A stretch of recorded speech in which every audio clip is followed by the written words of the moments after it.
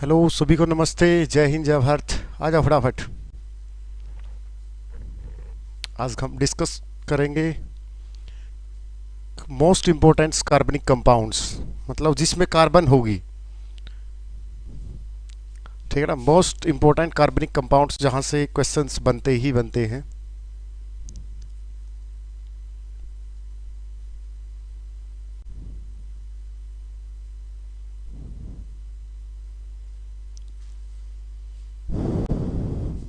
Topic का नाम अगर मैं लूँ तो क्या लिखेंगे?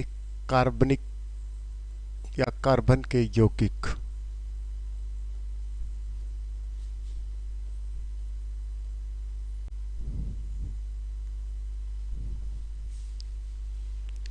है ना, कार्बन के यौगिक, कार्बनिक कंपाउंड्स। एक बार कमेंट करिए फटाफट, कौन कौन लाइव हो चुका है, कौन कौन लाइव नहीं हुआ है।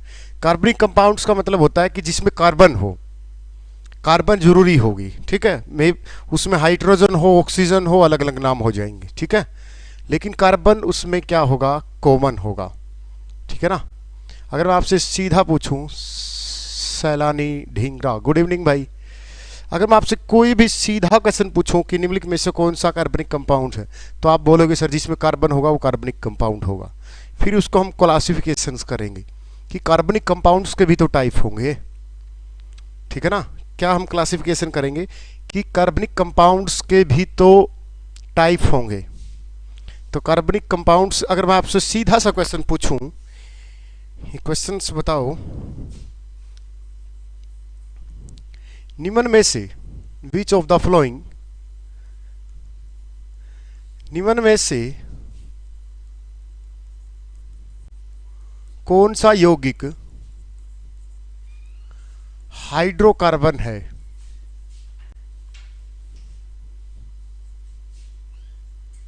Option A C6H12O6, B CH3NH2, C CH3CH3, D C12H22O11। बताइयो निम्नलिखित में से कौन सा यौगिक हाइड्रोकार्बन है।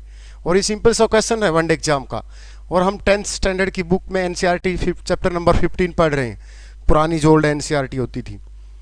बताओ फटाफट, निम्नलिखित में से कौन सा हाइड्रोकार्बन है? दियो भाई आंसर फटाफट।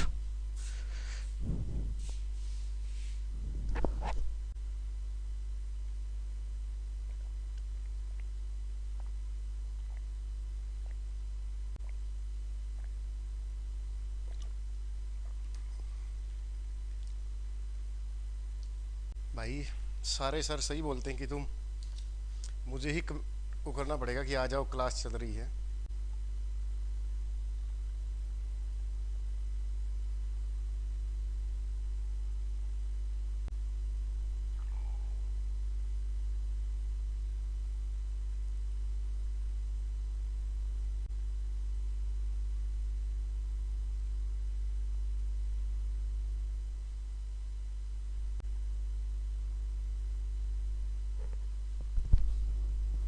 ऐप की क्लास चल रही है, सभी आ जाओ केमिस्ट्री की क्लास में।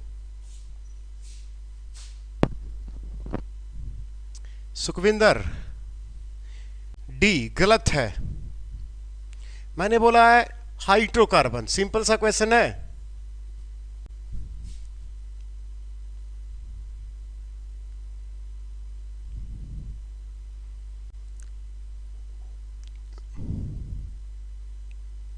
मेरे भाई सैलिनी, क्या नाम है? शालिनी, बताइए शालिनी। हाइड्रोकार्बन, तो दिमाग में आना चाहिए कि हाइड्रोकार्बन क्या होती है। इसका राइट आंसर होगा सी। क्या होगा इसका आंसर? सी। क्यों होगा? क्योंकि हाइड्रोकार्बन्स वो कंपाउंड होते हैं जिनमें सिर्फ कार्बन और हाइड्रोजन हो। इसमें कार्बन हाइड्रोजन है लेकिन नाइट्रोजन है, गलत। इसमें कार्बन हाइड्रोजन है लेकिन ऑक्सीजन है, गलत। इसमें क्या है? कार्बन हाइड्रोजन ऑक्सीजन है, गलत। इसमें सिर्फ कार्बन हाइड्रोजन है। वो कंपाउंड्स जिसमें कार्बन और हाइड्रोजन हो वो हाइड्रोकार्बन हो गया, बात खत्म। बस ठीक है ना। हमारा टॉपिक क्या है आज का? हमारा टॉपिक है कार्बन के यौगिक। ठीक, कार्बन के यौगिक को मैं बोलूं, मैंने बोला एक चीज, क्या बोली? हाइड्रोकार्बन। हाइड्रोकार्बन। और एक बोली कार्बोहाइड्रेट। इसको हिंदी में और इंग्लिश में सेम नाम है। ठीक, नाम से देखो, यहां पर हाइड्रोजन है और कार्बन है, बस वो कंपाउंड जिसमें हाइड्रोजन प्लस कार्बन हो, बात खत्म। यहां पर सी कार्बन, हाइड्रेट, कार्बो, ऑक्सीजन आ जाएगी। ठीक है ना। यहां पर क्या है? कार्बोहाइड्रोकार्बन में हाइड्रोजन और कार्बन होने चाहिए, कार्बोहाइड्रेट्स में कार्बन, हाइड्रोजन और ऑक्सीजन होने चाहिए, बस। कर लोगे? तो शुरू करें टॉपिक को। ठीक है ना, हम शुरू करते हैं टॉपिक को। हाय ऑफ नंबर 1, हाइड्रोकार्बन। मैंने क्या बोला? हाइड्रोकार्बन। अगर थोड़ी सी एडवांस लेवल पे केमिस्ट्री पढ़ें तो केमिस्ट्री को हाइड्रोकार्बन्स को दो टाइप में बोलेंगे। एक होता है चेन सिस्टम, मतलब कार्बन इस तरीके से लिखी जाएगी। एक होती है साइक्लिक सिस्टम, इस तरीके से पढ़ी होगी। दिस इज बेंजीन, ये बेंजीन C6। कर लोगे? लेकिन हम सिर्फ यहां पर, मैं आपको वनडे एग्जाम में सिर्फ ये करवाऊंगा, चेन सिस्टम हाइड्रोकार्बन। हाइड्रोकार्बन दो टाइप की होती है। मैंने क्या बोला? जो हाइड्रोकार्बन है, मतलब कार्बन प्लस हाइड्रोजन कंपाउंड्स, दो टाइप के हैं बेटा। कौन कौन से?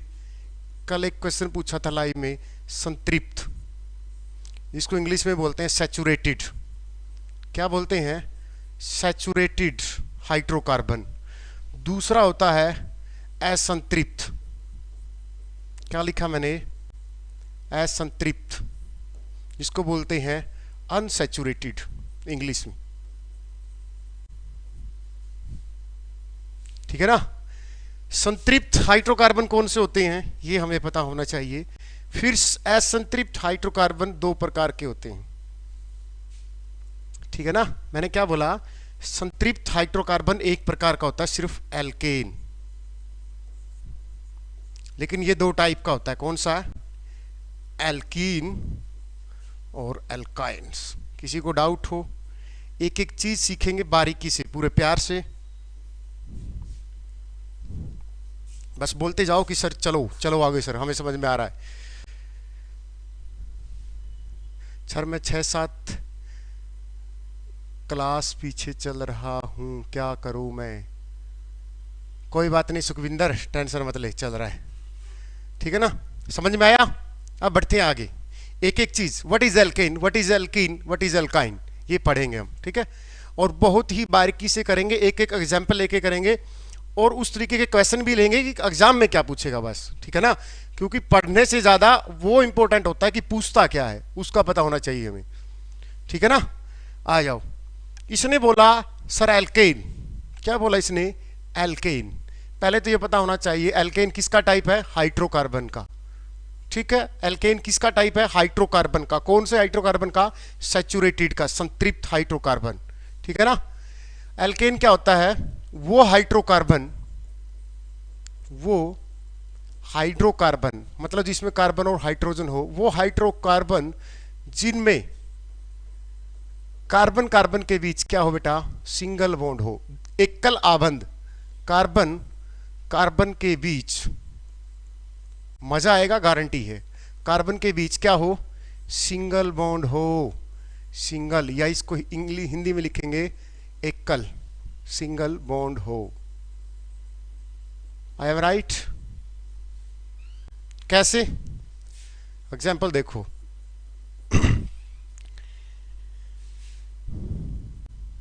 एग्जाम्पल किस तरीके के लिखेंगे इसमें?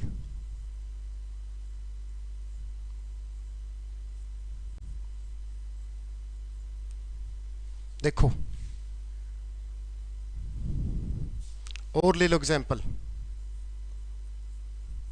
और ले लो एग्जाम्पल, जो आपकी मर्जी वो लो।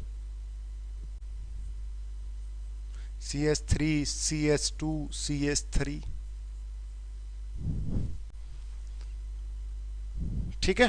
लेकिन इस तरीके से क्वेश्चन नहीं पूछेगा, वो पूछेगा निम्नलिखित में से एल्केन कौन सा है। क्या पूछेगा वो?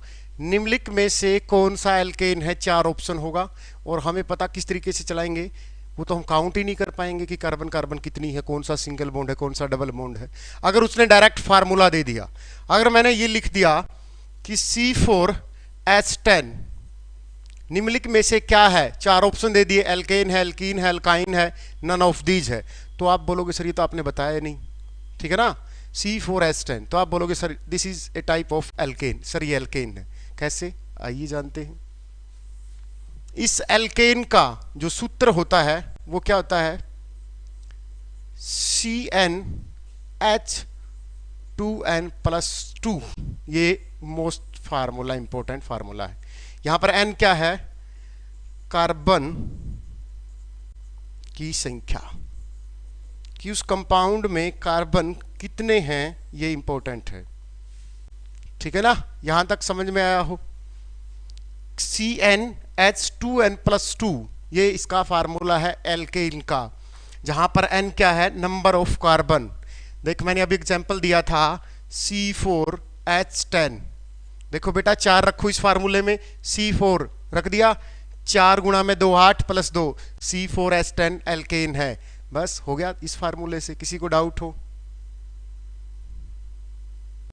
किसी को डाउट हो C4H10 में? दूसरा एग्जांपल ले लें, आ जाओ, नोट कर लिया, आ जाओ।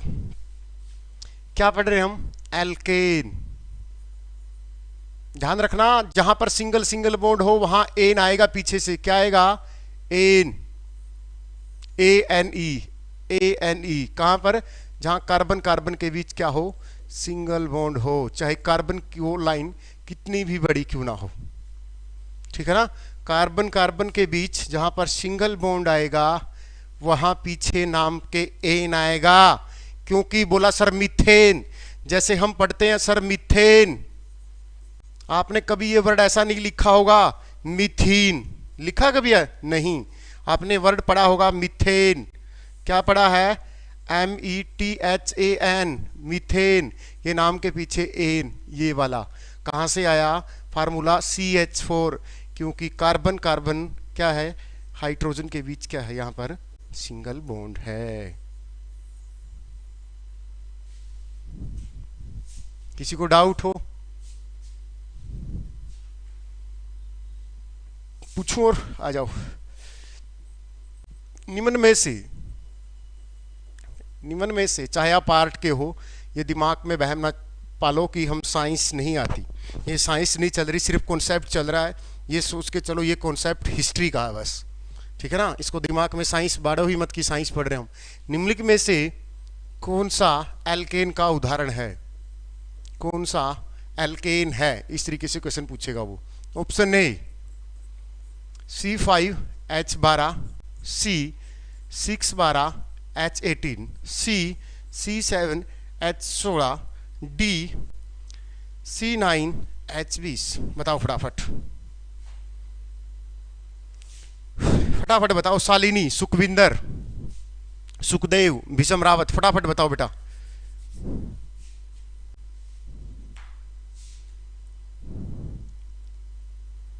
तो एक सुखविंदर को तो पता है,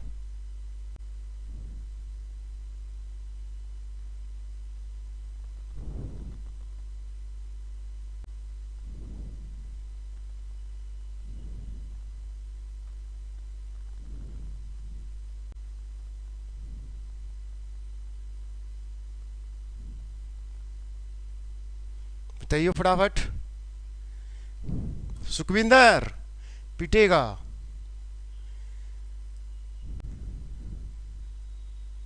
सी को छोड़कर बाकी सारे हैं, बी को छोड़कर, ये सॉरी ये बी को छोड़कर बाकी सारे हैं, देख लो नहीं है तो इसमें रखियो CN2n+2 रखियो, 5 5 दूनी 10 + 2, ये नहीं है, यहां पर ये नहीं है क्योंकि 7 दूनी 14 प्लस 2 16 ये है, 9 दूनी 18 प्लस 2 इस फार्मूले में रखियो। ए सी डी तीनों है, बी नहीं है। ध्यान किया करो रविंदर, तीनों हैं। सी एन दिमाग में ये फार्मूला जाना चाहिए, ठीक है, पेपर में। और क्वेश्चन को पढ़ना सीखो, तभी तो मैं जानबूझ के गलतियां करवाता हूं बोर्ड पे, क्योंकि हम पेपर से पहले खूब गलतियां करें, पेपर में ना करें बस। और मैं पागल नहीं हूं, हर वीडियो लेक्चर में बोलता हूं कि प्रैक्टिस किया करो, प्रैक्टिस किया करो। और हमें स्कूलों में सिखाया नहीं जाता प्रैक्टिस करना, रट्टा मारना सिखाया जाता है। आ जाओ, कोई बात नहीं। देखो बेटा, CS3 CS2 CS2 CS3 ये क्या है? कहीं पर भी आपको सिंगल बॉन्ड के अलावा कोई बॉन्ड नहीं दिख रहा तो it is a type of alkene. क्या है? ये एल्केन है बस, KNE। अगर एल्केन नहीं है, तुम्हारे दिमाग में फिर भी नहीं आ रहा, तो क्वेश्चन को फिर क्या कर लो, चेक कर लो, फार्मूला रख दो। CnH2n+2, कार्बन कितनी है? 4, तो रख दो 4, 4 गुणा 2 प्लस 2 तो कितना? C4H10। ये फार्मूला किसके अकॉर्डिंग? एल्केन के। हाइड्रोजन 10 होनी चाहिए, कार्बन 4 है, 3 और 2 5 और 2 7 और 3 10, तो C4H10 फार्मूला है। तो this is a type of alkene. I am right? कितनी भी बड़ी कार्बन चेन हो, अगर आपको डबल बॉन्ड नहीं दिख रहा, ट्रिपल बॉन्ड नहीं दिख रहा, तो एल्केन ही होगी, बात खत्म।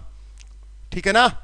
हाँ, ब्यूटेन है, अभी नहीं बताऊंगा ब्यूटेन क्यों है, पहले हमें थोड़ा सा पता होना चाहिए, ठीक है ना, कि what is alkane, alkene, alkyne. ठीक है ना? कितनी भी बड़ी चेन दे दे वो उसकी मर्जी, जितनी मर्जी बोले।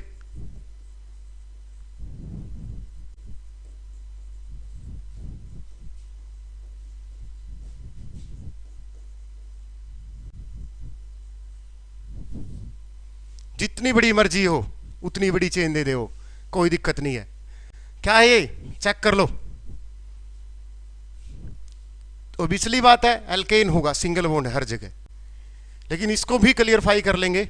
1 2 3 4 5 6 7 8, 8 हैं, तो कितना होना चाहिए? 8 गुणा 2 प्लस 2 तो कितना होना चाहिए? C8H18 होना चाहिए। 3 और 2 5, 3 8 9 और 2 11 12 13 और 2 13 तो 16, तो गलती कहाँ कर दी हमने?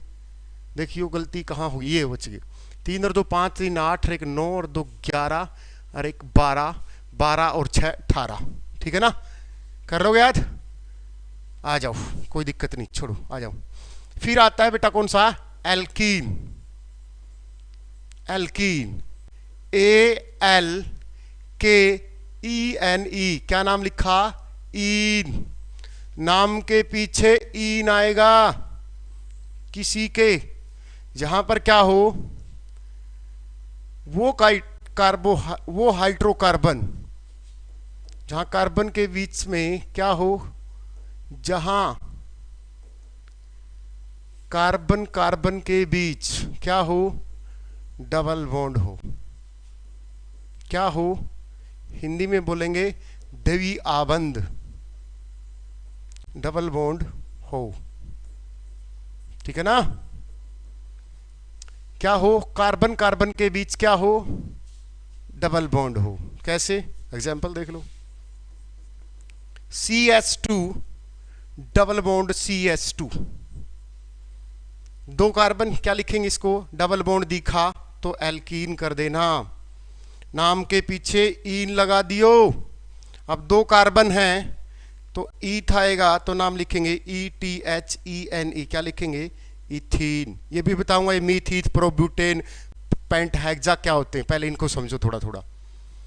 ठीक है ना? सारी चीज बताऊंगा सुखविंदर बेटा, पहले आइसोब्यूटेन तक जाने से पहले कम से कम हमें बेसिक आना चाहिए।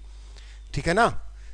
आइसोब्यूटेन तक जाने से पहले हमें बेसिक बातें पता होनी चाहिए केमिस्ट्री की, और केमिस्ट्री पढ़ रहे हैं हम हाइड्रोकार्बन की। तो पता होना चाहिए कि हाइड्रोकार्बन क्या है, उसके बाद पता चलेगा आइसो क्या होता है, नियो क्या होता है। ठीक है, कर लोगे। इसका इंपॉर्टेंट फार्मूला, इसका फार्मूला क्या है, CnH2n, ये इसका फार्मूला है। रख दो, 2 कार्बन है, 2 दूनी 4, देख लो हाइड्रोजन 4 है, कार्बन 2 है, तो देख लो C4H10 है ना, देख लो अगर नहीं है तो। आगे बढ़े, आगे बढ़ते हैं। अगर उसने लिख दिया CH3 CH2 CH CH2, sir double bond है, सर डबल बॉन्ड है, एल्कीन है सर, 4 कार्बन है, ब्यूट है सर, ईन है, ब्यूटीन हो गया सर, बस बात खत्म। लेकिन इसको हम फिर वेरीफाई करेंगे कि ये एल्कीन है, कैसे, CnH2n, इससे। वैसे तो सीधा एल्कीन है, डबल बॉन्ड दिख गया कार्बन, लेकिन कार्बन 4 है तो हाइड्रोजन कितना होगा, 8, उसका डबल। देख लो 3 और 2 5 और 1 6 और 2 8, हाइड्रोजन कितने हो गए, 2 और 1 3, 5 और 3 8, बस C4H8। This is a type of किसका, एल्कीन का। किसी को डाउट हो कर लोगे ना। फिर आता है एल्काइन।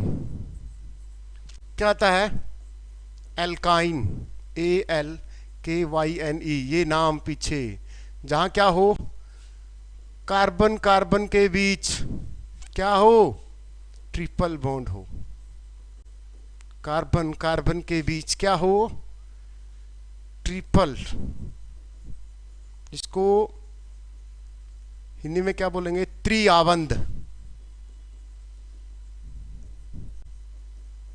एग्जाम्पल देख लो, CH triple bond CH, CH triple bond CH, इसका सूत्र लिखो, CnH2n-2, रख दो, 2 कार्बन है तो 2 गुणा 2 माइनस का 2, कितना आया, C2, कितना आया, C2H2। देख लो हाइड्रोजन 2 ही है।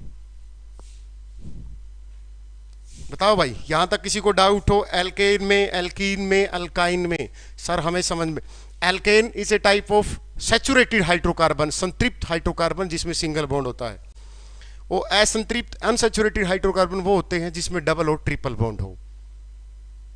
यहां तक किसी को डाउट हो, बताओ भाई, आज हम बेसिक ही पढ़ेंगे सारी चीजें। चले आगे, अतुल नेहरा, राज राठौड़, सुखदेव, शालिनी, सुखविंदर, बढ़े आगे। यार कमेंट सही बोलते हैं सर, इस शाम वाले बैच में बच्चे कमेंट नहीं करते और टीचर हो जाता है बोर। जब तक सामने वाला कमेंट नहीं करेगा, हाँ एसिटिलीन है बेटा ये। तो हमने अभी अभी पढ़ा हाइड्रोकार्बन के बारे में कि हाइड्रोकार्बन 2 टाइप के होते हैं, एक सैचुरेटेड एक अनसैचुरेटेड। सैचुरेटेड में एल्केन होता है, अनसैचुरेटेड में एल्कीन और अल्काइन होता है, ऐसा ऐसा अभी हमने पढ़ा है। तो इसकी शॉर्ट समरी क्या पढ़ेंगे, एल्केन, एल्कीन और अल्काइंस। आपने खूब रट्टा मारा, मेथेनॉल, एथेनॉल, प्रोपेनॉल, ब्यूटेनॉल, फ्राणानॉल, वो रट्टा नहीं मारना। आज हमें पता चलेगा कि हम ब्यूटेनॉल को ब्यूटेनॉल क्यों बोलते हैं, ठीक है ना। आज हमें पता चलेगा कि दारू को एथेनॉल क्यों बोलते हैं, ठीक है ना। मीथेन को मीथेन क्यों बोलते हैं, वो साइंस के आधार पे, ठीक है ना। अभी अभी हमने पढ़ा एल्केन क्या होगा, जहां कार्बन कार्बन के बीच सिंगल बॉन्ड हो। फार्मूला पढ़ा था हमने CnH2n+2, एग्जाम्पल पढ़ा था CH3 कैलकुलेट करके देखोगे तो यही आएगा। कार्बन कार्बन के बीच क्या हो, डबल बॉन्ड हो, और फार्मूला पढ़ा था हमने Cn2n, और इसका एग्जाम्पल पढ़ा था CH2 double bond CH2। Alkynes का पढ़ा था जहाँ कार्बन कार्बन के बीच ट्रिपल बॉन्ड हो, और फार्मूला पढ़ा था CnH2n-2, और हमने पढ़ा था CH ट्रिपल बॉन्ड CH। किसी को डाउट हो,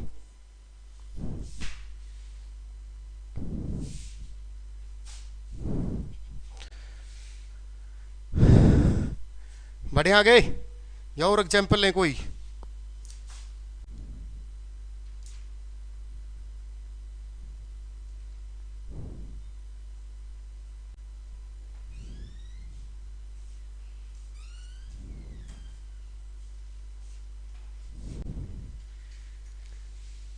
सर ये टॉपिक 11वीं 12वीं में किए थे सुखविंदर, ये 11वीं 12वीं का टॉपिक नहीं है, ये 10वीं क्लास का टॉपिक है, चैप्टर नंबर 15 ओल्ड एनसीईआरटी। ठीक है ना? हाँ। गुड इवनिंग आरती, आधा घंटा लेट आते हो। आ जाओ। अगर मैं आपको बोलूं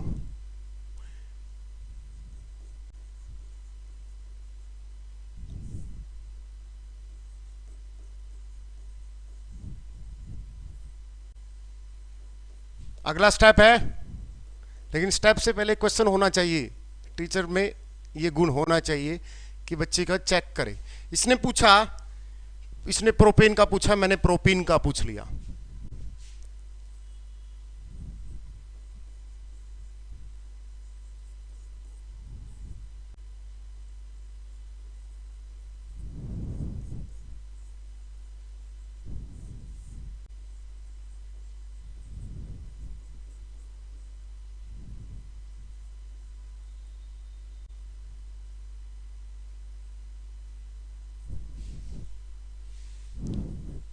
बताओ फटाफट फटाफट दिख करा करो कमेंट, ताकि सिलेबस भी हो जाए और स्पीड भी हो जाए और तुम्हारी कोई दिक्कत नहीं है।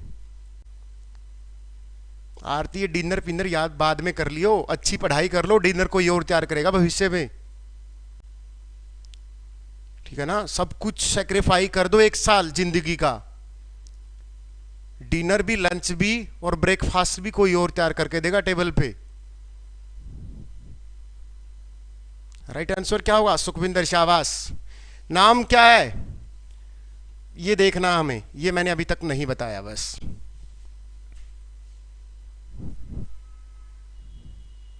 शालिनी, तू क्लास में होंदी नहीं? साहब बूंढा डंडा मारो। राज का सही है, सी। ईन है, डबल बॉन्ड है और प्रोप 3 कार्बन है, सो C3H6 फार्मूला था CN2N, किसका? एल्कीन का। ईन, मैंने कहा था प्रोपीन।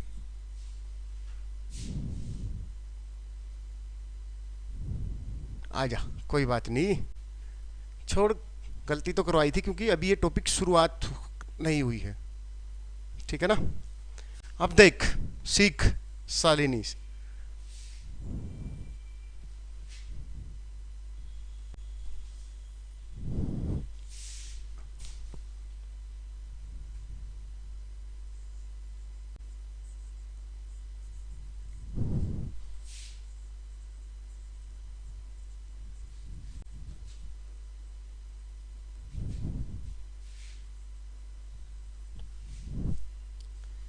मैंने क्या बोला? कार्बन यौगिक। अगर ये CH4 है, CH4 है, क्या बोला मैंने? इसमें CH4 है, कार्बन की संख्या कितनी है? 1 है, 1 होगी तो हम नाम देंगे मीथ। क्या नाम देंगे? मीथ।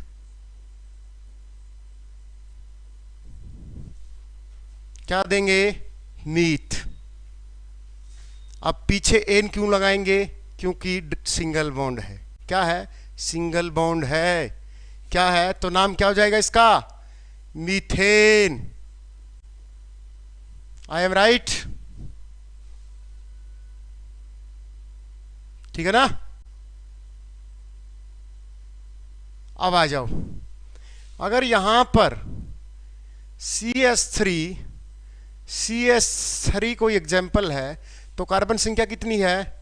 2, तो नाम देंगे ETH, एथेन। इस तरीके से इथीन लिख लो, कैसे भी, इथेन। ईथ नाम देंगे, ईथ। अगर 2 कार्बन है, सिंगल बॉन्ड है, तो क्या नाम दिया हमने? इथेन, क्योंकि सिंगल बॉन्ड है और 2 कार्बन। अगर मैं इसको सिंपल वही लिखवाऊंगा, देखो एक बार, अगर 1 कार्बन है तो मीथ, अगर 2 कार्बन है तो ईथ, अगर 3 कार्बन की संख्या है तो प्रोप, अगर 4 कार्बन है तो ब्यूट, अगर 5 कार्बन है तो क्या लिखूंगा? पेंट। आई समझ में? अगर 6 कार्बन है तो हेक्स, 7 लिखूंगा तो सेप्ट, 8 है तो क्या लिखूंगा भाई बताइयो, ओक्टेन, 9 लिखूंगा तो नॉन डैक, 10 लिखूंगा तो डैक। आ जाओ, ये सारी चीजें एक बार लिखो फटाफट,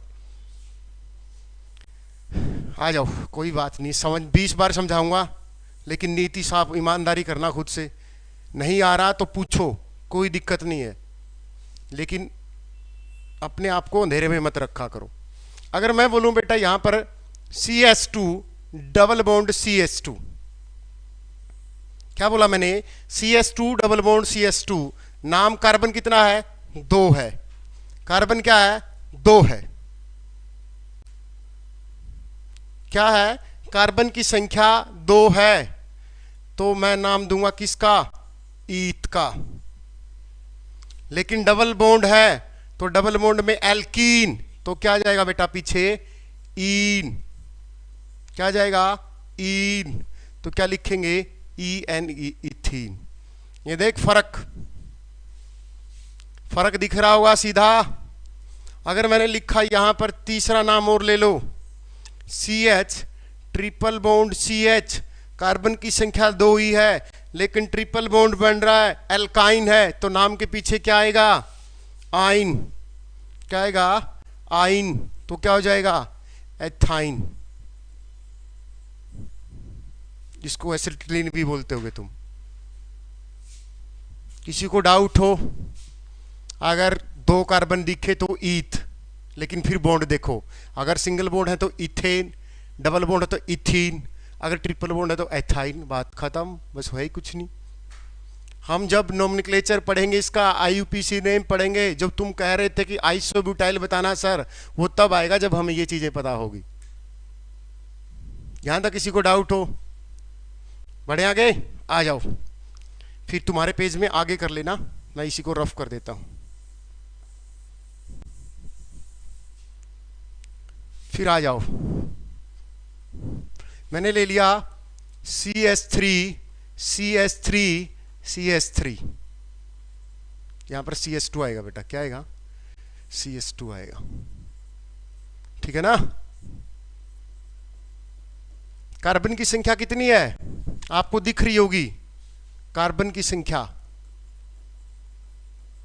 3 है ना, तो नाम आएगा प्रोप, क्या नाम लिखेंगे हम, प्रोपेन। सिंगल बॉन्ड है तो नाम लिख देंगे प्रोपेन। किसी को डाउट हो,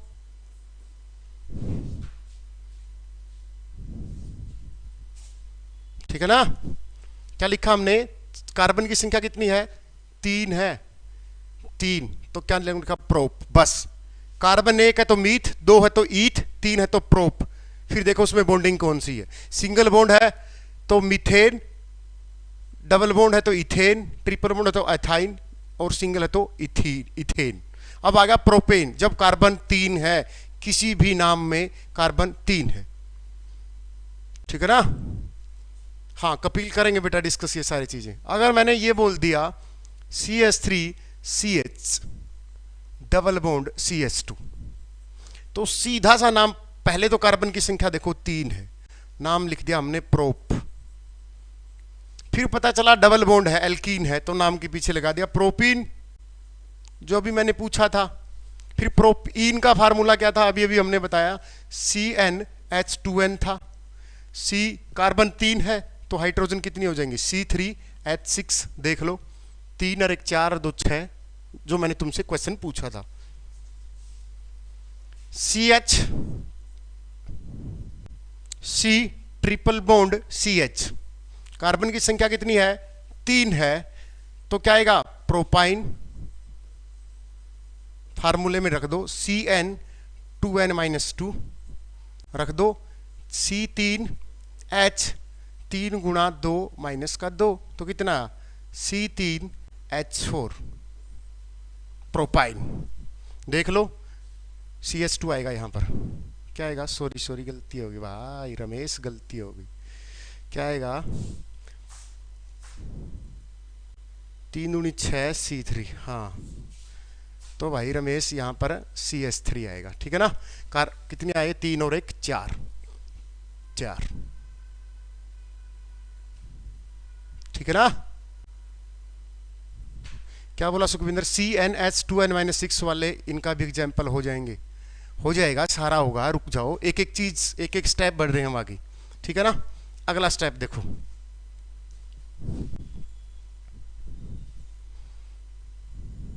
अगर कार्बन 4 है, क्या बोला मैंने? कार्बन की संख्या, यहां पर क्या लिखेंगे? फार्मूला। और यहां पर क्या लिखेंगे? कंपाउंड्स, कि वो यौगिक कौन है। अगर कार्बन की संख्या क्या है? CH3 CH2 CH2 CH3, मतलब कार्बन की संख्या कितनी होगी? 4, तो नाम देंगे ब्यूट। अब सिंगल सिंगल बॉन्ड है तो नाम के पीछे क्या लिखेंगे? ब्यूटेन, जो आप पढ़ते हो बार बार, ब्यूटेन। और फिर हमने लिखा CH3 CH2 CH double bond CH2, carbon की संख्या वही 4, तो नाम लिखा ब्यूट। लेकिन डबल बॉन्ड है तो क्या लिखेंगे? ब्यूटीन। फिर हमने क्या कर दिया? CH3 CH2 नहीं लिखेंगे, हाँ 2 लिख लो, C triple bond CH, carbon की संख्या 4 है, और क्या लिखेंगे? ब्यूटाइन। अगर किसी को अब भी डाउट हो तो पूछ सकता है, फिर मैं इसको टॉपिक को आगे नेक्स्ट करते हैं। बताओ। इसी तरीके से अगर कार्बन 5 है तो हम पेंट ले लेंगे, अगर 6 है तो हेक्स ले लेंगे, 7 है तो सेप्ट ले लेंगे, 8 है तो ऑक्ट ले लेंगे। फिर एग्जाम्पल से पढ़ते हैं। किसी को डाउट हो बताओ भाई फटाफट, फिर मैं फार्मूले पूछूंगा आपसे। बताओ भाई फटाफट, कमेंट कर दिया करो। अगर किसी को डाउट है तो मैं फिर एक्सप्लेन कर दूंगा। फिर अब इसके क्वेश्चन शुरू करते हैं। करें क्वेश्चन शुरू? प्रैक्टिस किया करो इनकी खूब सारी, फटाफट, क्योंकि हमें सिलेबस नहीं कराना, हमें सिलेबस को अच्छे से पढ़ना। बस सिलेबस तो सारी कोचिंग करवाती है, वो भी पढ़ाते हैं। तो 4 तक पढ़ लिया हमने। अगर कार्बन की संख्या 5 है तो क्या नाम दोगे? पेंट। फिर 6 है तो क्या दोगे? सेप्ट। 8 है तो क्या नाम दोगे? ओ सॉरी, 6 के साथ याद दोगे हेक्सा, हेक्जेन सुना होगा। 7 सेप्ट, 8 सुना होगा ओक्टेन, ओक्ट, ओक्टा। सुना है नहीं सुना? चलो आ जाओ।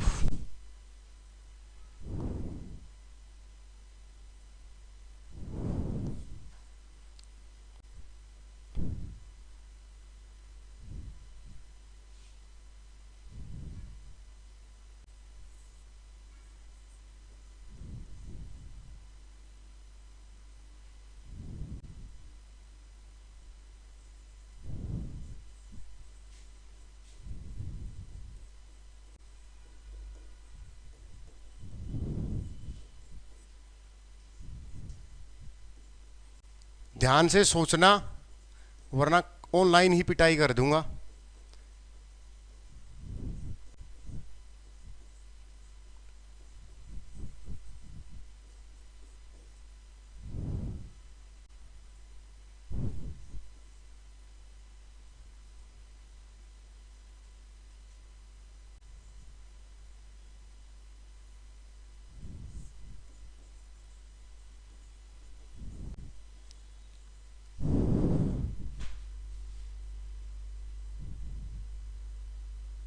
बताओ फटाफट, सिंपल है ये वनडे एग्जाम में।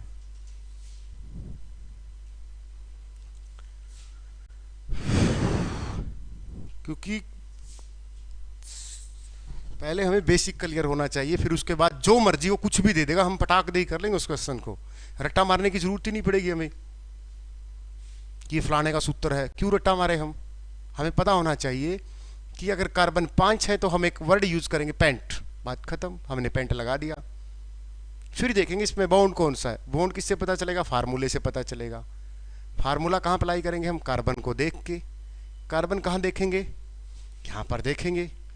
कि फिर कौन सा अप्लाई देखेंगे? C5, 5 दूनी 10 + 2, एल्केन तो है नहीं। C+5H10 एल्कीन भी नहीं है, तो this is a type of किसका, एल्काइन का, जिसका फार्मूला क्या था, CH2n-2, कार्बन 5 रख दो, 5 गुणा 2 माइनस का 2, तो C5 कितना है, 8 2 10 माइनस का 2 कितना है, 8, तो दिस इज प्रोपाइन C। और तुम जो तुम शैम्पू लगाती हो पेंटीन, ये रहा तुम्हारा शैम्पू, इसका राइट आंसर C होगा।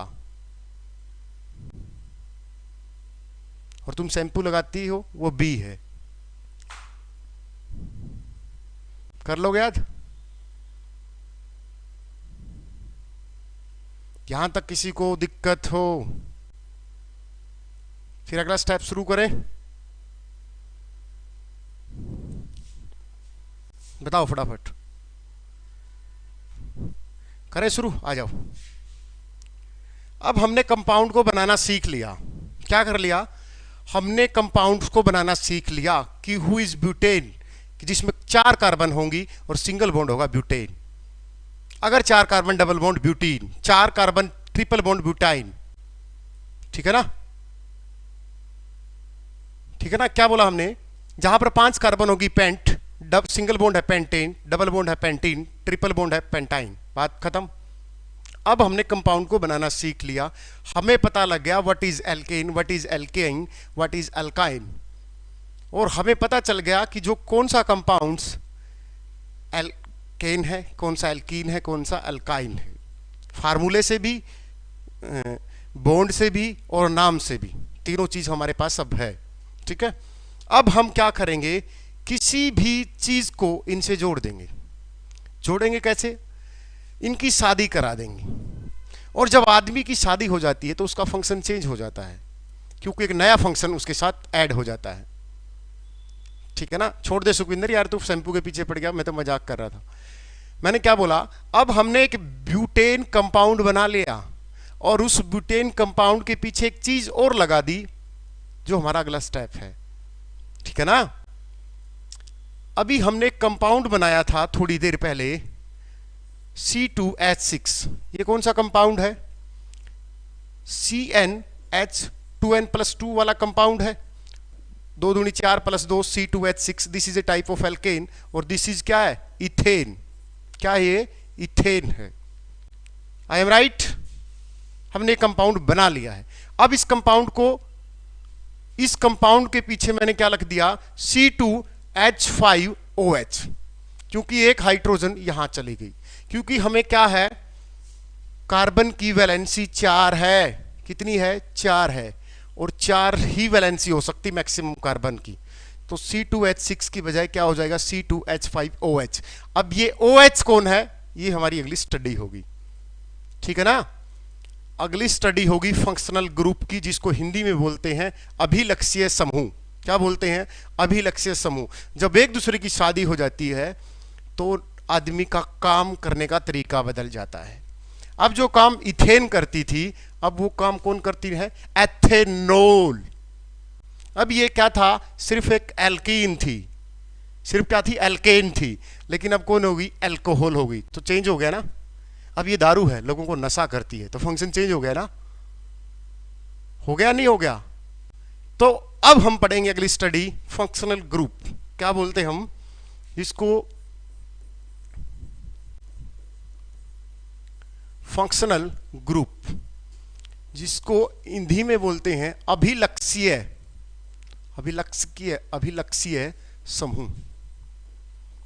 मतलब किसी भी कंपाउंड के पीछे लगते ही, किसी भी यौगिक के पीछे लगा लो, आगे लगा लो, कोई फर्क नहीं पड़ता। हाँ, रिपीट कर दूंगा, कोई दिक्कत नहीं है सुखविंदर। फंक्शनल ग्रुप वो होता है जो किसी भी कंपाउंड पे लगता है, बस। अगर मैं तुझे बोल दूं C2H5OH, अगर मैं बोल दूं CH3CHO, तो ये जो फंक्शनल है। अगर मैं तुझे बोल दूं CH3Cl, ये फंक्शनल ग्रुप है। अगर मैं बोल दूं CH3NH2, ये फंक्शनल ग्रुप है। अगर मैं बोल दूं CH3COOH, तो तो ये फंक्शनल ग्रुप है।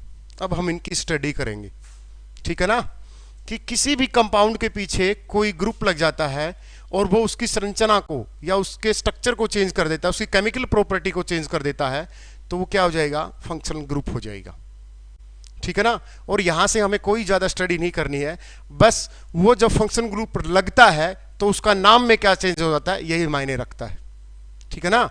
और हमें यहां पर कोई डेप्थ में स्टडी नहीं करनी है, वो फंक्शन ग्रुप जब लग जाता है तो उसका नाम क्या हो जाता है, दैट्स इंपॉर्टेंट, वो चीज इंपॉर्टेंट है, ठीक है। आइए हम सबसे पहले एक फंक्शन ग्रुप की स्टडी करते हैं, उसके बाद आप खुद कर लोगे। मैंने एक फंक्शनल ग्रुप लिखा Fg, जिसका नाम था OH, जिसको बोलते एल्कोहल, एल्कोहोलिक, एल्कोहोलिक ग्रुप। मतलब जिसके पीछे OH लगा तो वो नाम क्या हो जाएगा, ओल हो जाएगा। क्या हो जाएगा, ओल, पीछे लग जाएगा, किसके, उस कंपाउंड के पीछे क्या लग जाएगा, ओल लग जाएगा। एग्जाम्पल देखो, एग्जाम्पल C2H5OH, ये किसका फार्मूला है, दो कार्बन है, तो दो कार्बन है तो हमने ईथ लिखा, एथे, इथेन हो गया ना, क्योंकि इथेन है C2H6 इथेन, तो ओल लगा दो तो क्या हो जाएगा, एथेनोल। क्या हो जाएगा, एथेनोल, ये आ गया तुम्हारा ओल। हम इथेन है ना, इथेन ANE, तो ई हटा के ओल आ जाएगा, OL, ओल, ठीक है ना। दूसरा एग्जांपल देखो, C3CH2OH, कितनी कार्बन है, 4 हैं, तो ब्यूटेनोल, देख लो, 4 3 कार्बन, CH3CH2 और क्या होगा, प्रोपेनोल। देख भाई अंजलि, समझ में ना आया हो तो हाँ, पंचायत ऑफिसर में क्वेश्चन था ये OH वाला, और बच्चे बोल देते हैं सर हाई लेवल का था, हाई लेवल नहीं था, टीचर बेसिक ही नहीं क्लियर करवाते, और करवाएं भी कैसे, आर्ट वाले साइंस पढ़ा रहे हैं।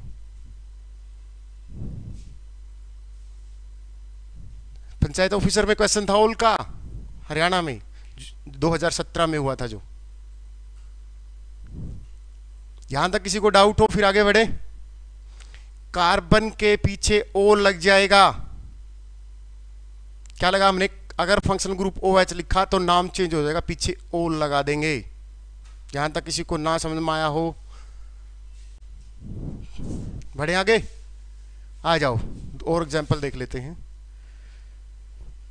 देखो CH3OH, तो क्या नाम दोगे, मेथेनोल, देख लो।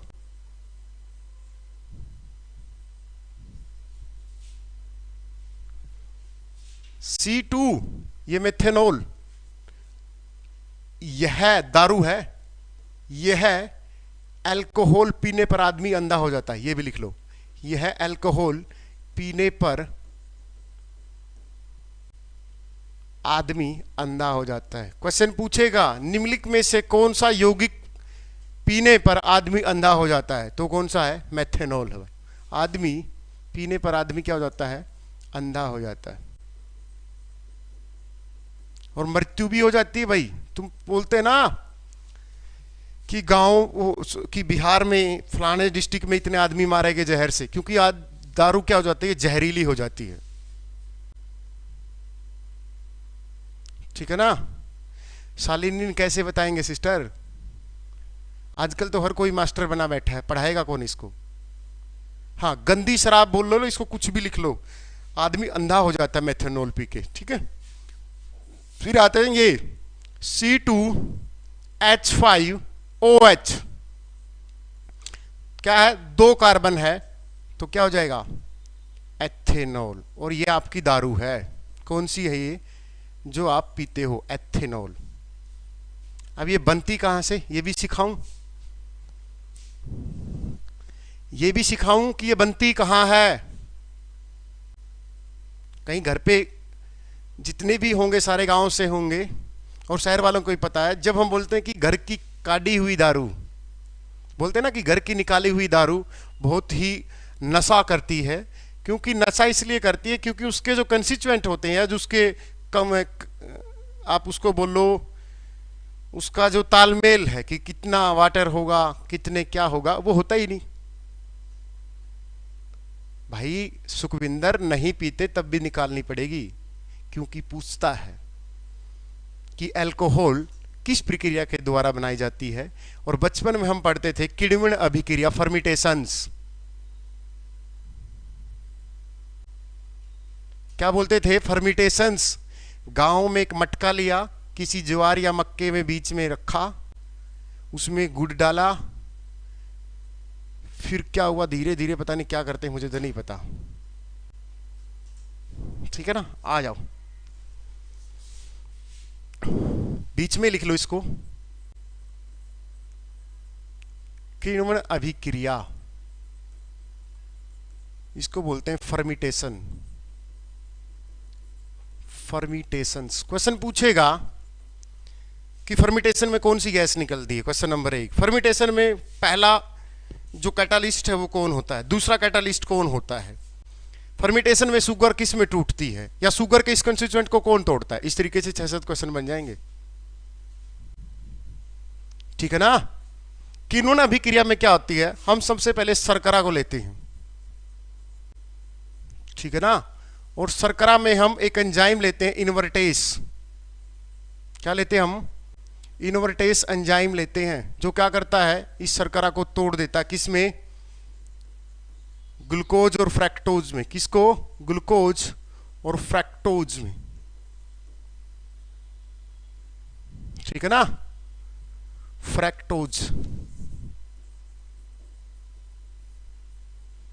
फिर इस ग्लूकोज को एक एंजाइम आता है जाइमेस, कौन सा, जाइमेस, वो तोड़ देता किसमें, अल्कोहल में, और प्लस CO2 गैस ये निकलेगी भाई, ठीक है ना। और ये सारा प्रोसेस कौन सा है, किण्वन अभिक्रिया। क्वेश्चन नंबर 1, शर्करा को कौन तोड़ता है, इनवर्टेस। क्वेश्चन नंबर 2, ग्लूकोज को अल्कोहल में तोड़ने का प्रोसेस कौन सा एंजाइम करता है, जाइमेस, ठीक है। अब आ जाओ, इसको पूरा केमिकली पढ़ते हैं। कैसे पढ़ते हैं, केमिकली।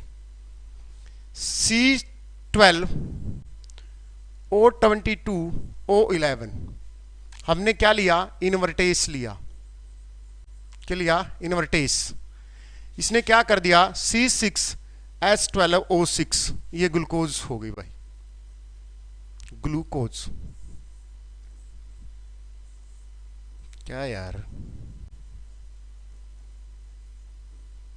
फिर एक और होगी C6H12O6, ये क्या होगी, फ्रैक्टोज।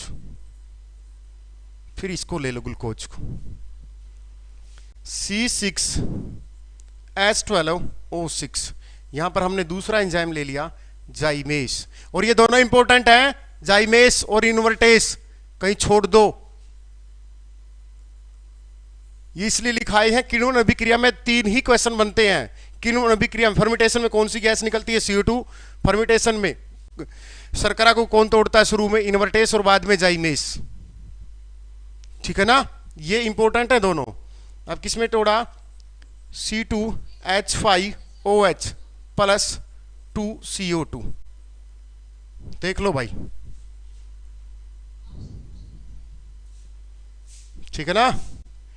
और किस में आ जाएगी, देखियो एक बार बैलेंस करके देखियो, बैलेंस हो रही या नहीं हो रही। हाइड्रोजन एक ज्यादा तो नहीं ले ली हमने, 5 दूनी 10, 2, देखियो भाई, सही है, सही है। देखो अब देखो, ये आपकी CO2 गैस है। किसी को डाउट हो इसमें?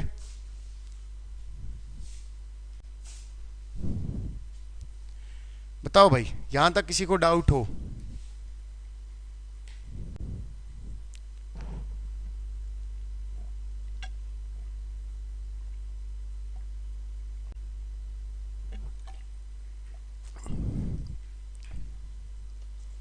बताओ भाई।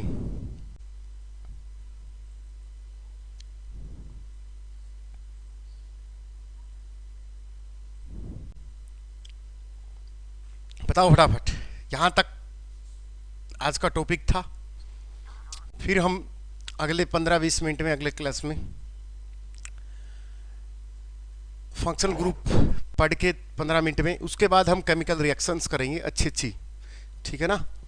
और जो भी कंपाउंड हैं, ये फ्रैक्टोज, ग्लूकोज, कौन सा स्वीटेस्ट शुगर होता है, कौन सा क्या होता है, केन शुगर्स, टेबल शुगर्स, कौन सा सबसे ज़्यादा मीठा होता है, कौन सा सबसे कम मीठा होता है, वो सारी चीज़ें यहाँ से पढ़ेंगे। ठीक है ना? पढ़ के इसकी प्रैक्टिस करना, और प्रैक्टिस करोगे मैं गारंटी देता हूँ समझ में ना आए तो। ठीक है ना? लेकिन प्रैक्टिस करनी ही पड़ेगी। एक और टॉपिक करवा दो सुखविंदर, हजम हो जाती है इतनी। सिलेबस करवाना मायने नहीं रखता, मैं तो करवा दूंगा, तुम्हें भी तो आना चाहिए। अब 1 घंटा इस थोड़ा सा खुद पढ़ोगे वीडियो को, बाद दूसरी बार एल्केन, एल्कीन, एल्काइन एग्जाम्पल देखोगे, थोड़ी बहुत प्रैक्टिस करोगे, फिर गलती करोगे, थोड़ा गुस्सा आएगा मुझ पे, फिर सोचोगे यार ये तो आराम से करा रहा है ना?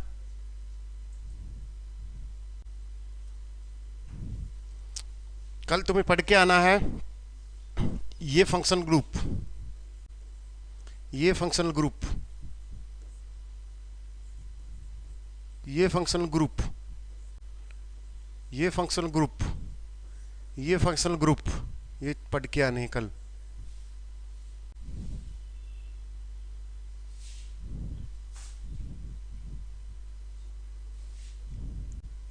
ये एल्डिहाइड है, ये कार्बोक्स है, ये एस्टर है, ये अमीनो है, ये हेलोजन है। और आज हम पढ़ रहे हैं कार्बन में हाइड्रोकार्बन्स, और ये फिर खत्म होके हम पढ़ेंगे कार्बोहाइड्रेट्स। ठीक है ना? अब हम पढ़ रहे हैं हाइड्रोकार्बन्स, फिर पढ़ेंगे हम कार्बोहाइड्रेट्स। जैसे मैंने वीडियो की शुरुआत में होती बताई थी कि हाइड्रोकार्बन में सिर्फ कार्बन और हाइड्रोजन होती है, कार्बोहाइड्रेट्स में carbon plus hydrogen plus oxygen होती है। ठीक है ना? और अच्छा है, केमिस्ट्री का बहुत ही अच्छा टॉपिक है। और बताओ किसी को कोई किसी टॉपिक में, किसी टीचर में कोई दिक्कत? बता दो भाई। स्टडी मंत्रा पे आप जिस उम्मीद से जुड़े थे वो उम्मीद पूरी हो रही या नहीं हो रही? ऑनलाइन की दुनिया ने कोचिंग के माध्यम को चेंज कर दिया है, ड्रास्टिक चेंज हो चुका है। जिस तरीके से पहले कॉल के 10-10, 20-20 रुपए लगते थे, आज वो रिचार्ज मात्र 400-500 रुपये में 2-3 महीने चल जाता है। इसी तरह से ऑनलाइन स्टडी ने पैसे, समय, डिस्ट्रैक्शंस सब कुछ बचा दिया है। आप घर बैठे ईमानदारी से, खुद के साथ ईमानदारी करोगे तो तैयारी हो सकती है घर बैठ के। सुखविंदर यार तुम ये बच्चों वाली बात मत क्या करो कि सर अब फिजिक्स शुरू करवा दो, फिर नीचे शालिनी का सर हरियाणा जी के भी करवा दो। एक चीज पढ़ लिया करो। और मैच्योरिटी में और बचपने में ही तो फर्क होता है। मैच्योर को पता है कि सामने वाला केमिस्ट्री करा रहा है तो हरियाणा जी के तो अपने आप करवाएगा, कभी तो करवाएगा। और केमिस्ट्री करा रहा है तो फिजिक्स भी इसी को करवानी, फिजिक्स भी यही कराएगा। ठीक है ना? तो थोड़ा सा ध्यान रखा करो। मैच्योर को सारी चीजें वो एनालिसिस पहले ही कर लेता है और वही उसका मैच्योरिटी लेवल होता है। और बचपने को पता सर ये करवा दो, सर वो करवा दो, सर ये करवा दो।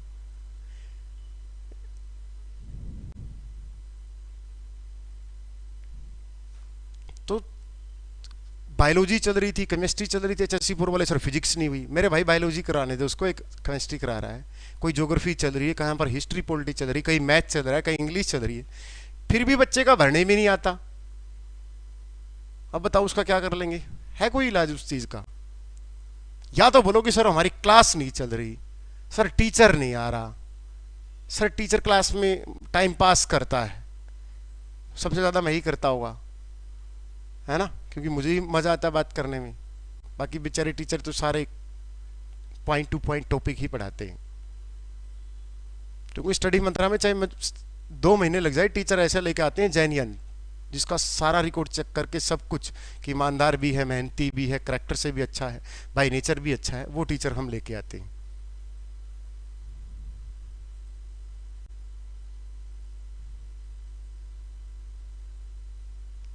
ठीक है ना। और यूट्यूब के हिस्ट्री देख लो, तुम देख लो हिस्ट्री, कंपेयर कर लियो स्टडी मंत्रा को एक बार। जैसे बोलते हैं ना कि अगर फीस कंपेयर करवाता है कोई आपसे कि उस फलाने पे, तो उसको एक बार बोल दिया करो, एक बार टीचर भी कंपेयर कर ले। ठीक है ना। और ये भी देख लियो वहां पर क्लास प्रॉपर मिलती है नहीं मिलती है, ये भी देख लियो वहां पर प्रैक्टिस करवाते हैं नहीं करवाती, ये भी देख लियो ईमानदारी है नहीं है।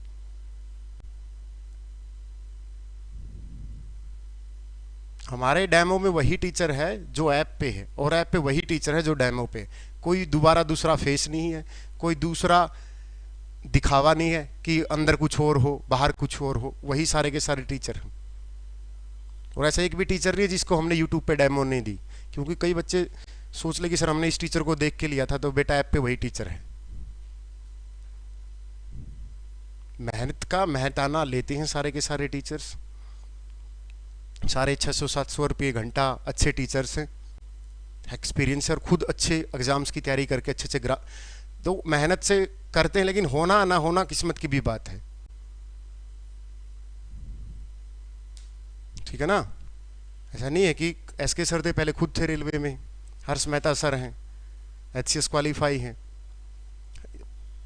प्रीति मैम लॉ ऑफिसर लग गई, अब कविता मैम कंप्यूटर के पिछले 10-12 साल से पढ़ा रही है, हिंदी की मैम देख लो आप खुद कितनी एक्सपीरियंस है। कोई बच्चा नहीं उठा रखा कि मार्केट में आ जा बेटा 5-10 हज़ार रुपये ले और यहाँ खड़ा हो जा और बच्चों को बहका। जितना टीचर करवाए डेली नोट्स बनाया करो, प्रॉपर लिखा करो, फिर आपके पास प्रैक्टिस की बुक होगी, उससे प्रैक्टिस किया करो, प्रैक्टिस से गलतियां होंगी और गलतियों से सीखोगे। और गलती कोई नहीं करता, अपना डीएनए ही ऐसा है, क्योंकि हम सुपरफिशियल हैं, हम सोचते हैं कि हमें सब कुछ आता है, और जब हमें कोई चीज़ नहीं आती तो हम उसको ईगो पे ले जाते हैं कि यार मेरे पे गलती हो गया। अरे तेरे से गलती होगा, तूने प्रैक्टिस तो नहीं किया आज से पहले, बताओ। गलती क्या करो खूब सारी, पेपर नज़दीक हो ना हो तैयारी करके बैठ जाओ।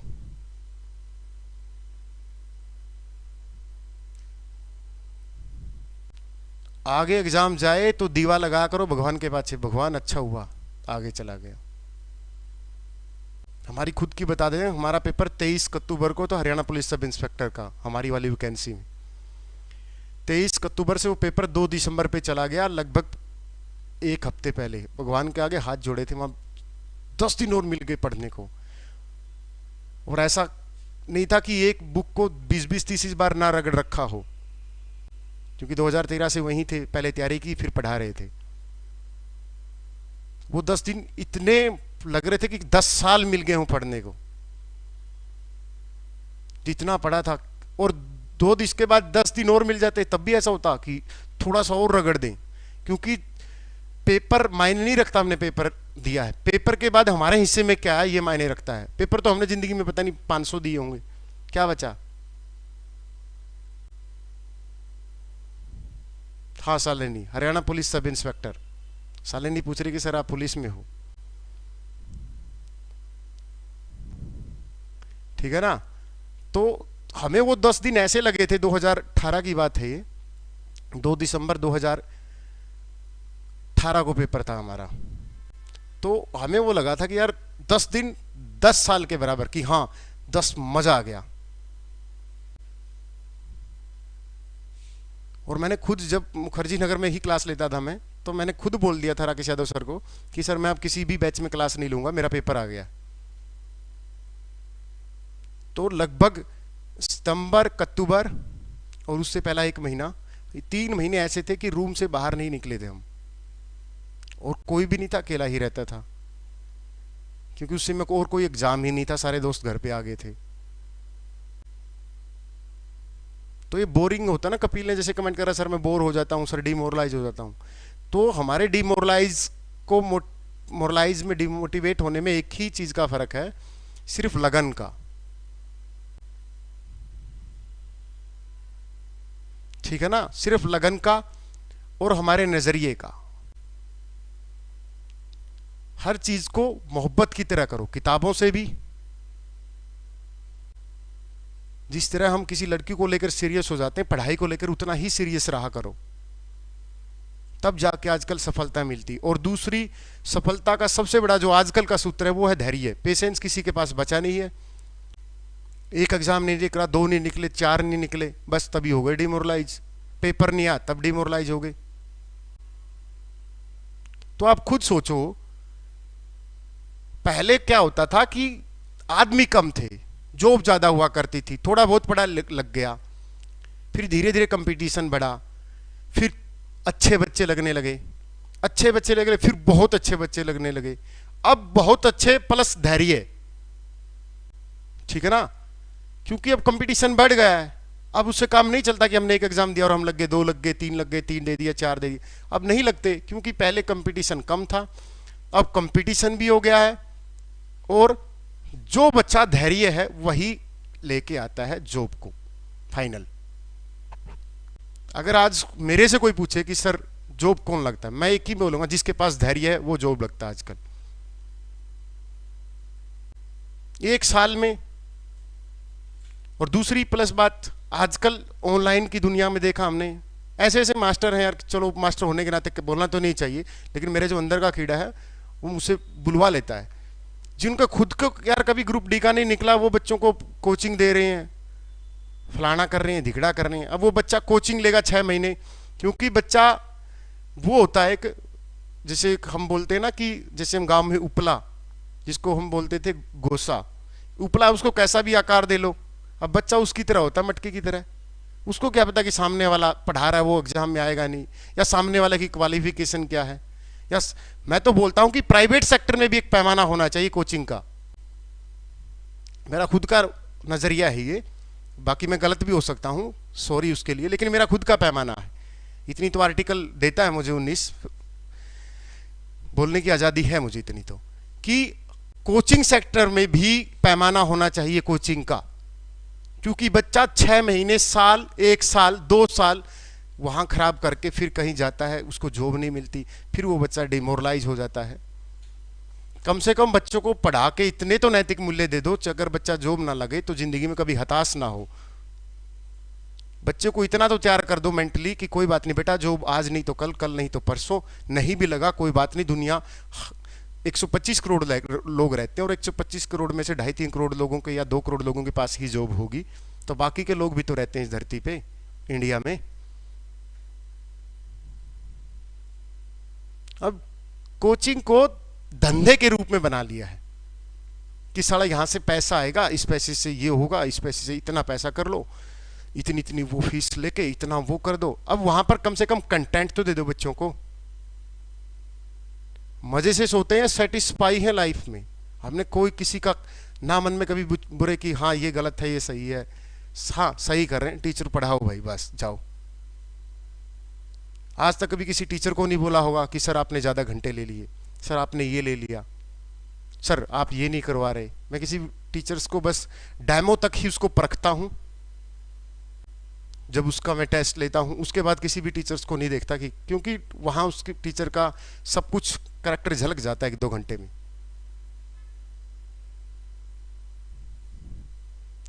और YouTube से बचा करो कबाड़ा, सबसे ज्यादा अगर कोई कबाड़ा है राखी सावंत की तरह तो YouTube है। ऐसा थंबनेल होगा, वही क्वेश्चन जो पेपर में आएंगे, बच्चा क्लिक करता है और अंदर 2 घंटा 1 घंटा खराब करके चला जाता है, और हमें पता ही नहीं चलता। आने वाले टाइम में जैसे हॉस्पिटल हैं, इसी तरीके से सेंटर खुलेंगे। हमारे यहाँ यूट्यूब, फेसबुक और व्हाट्सएप छुड़ाई जाती है, जैसे यहां पर नशे के सुनते हैं ना, यहां पर नशा छुड़ाया जाता है, ठीक है ना। क्योंकि गंदगी ही इतनी हो गई यूट्यूब पे।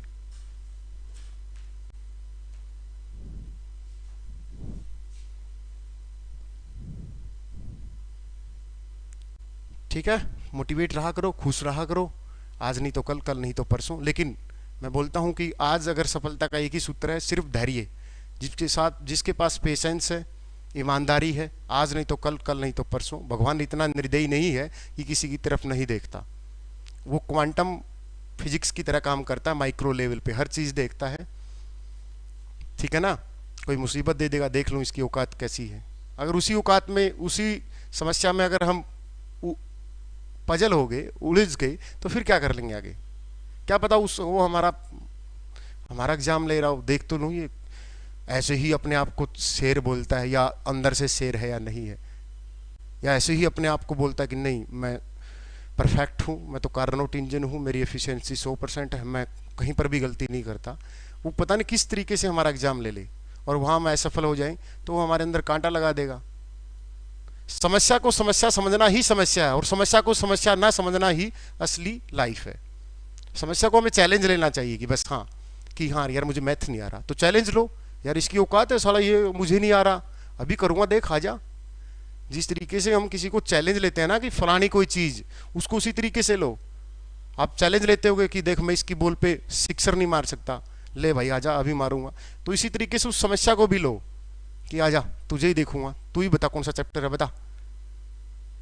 ठीक है ना, उसको हम समस्या नहीं लेना कि फलाना चैप्टर है, केमिस्ट्री है, केमिस्ट्री को केमिस्ट्री समझना ही समस्या है। केमिस्ट्री को टॉपिक समझो, ये टॉपिक करना भाई, बात खत्म, बस जाओ अब। ठीक है, गुड नाइट सभी को।